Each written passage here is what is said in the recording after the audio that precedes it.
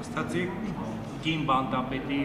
նշանակումներ ըստ էության անարդյունավետ եղավ, որովհետև այդ նույն բարքերը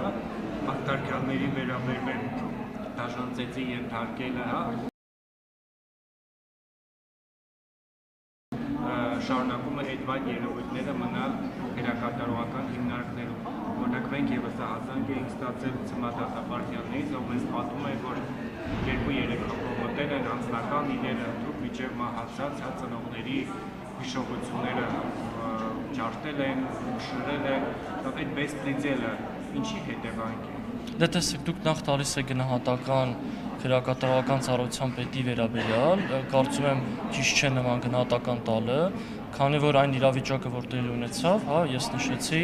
դա ուղղված էր քրեակատարողական հիմնարկում անվտանգության եւ կարգուկանոնի ապահովմանը, դա նաեւ խոսում է նրա մասին, որ այդ մեխանիզմը աշխատում է։ Ինչ վերաբերում է ծեծին, ես ձեր գործընկերներին նշեցի, որ տեղի է ունեցել միջամտություն օրենքով սահմանված կարգով քրեակատարողական հիմնարկում ներքին կարգուկանոնի եւ անվտանգության ապահովմանը եւ թե արդյոք այդ միջամտությունը անցել է այդ իրավաչափության սահմանները թե ոչ, նշեցի, որ նաեւ ծառայողական քննություն է նշանակվել, այդ հարցերի պատասխանները կլինեն եւ ծառայողական քննության եւ նաեւ քրեական գործի շրջանակներում։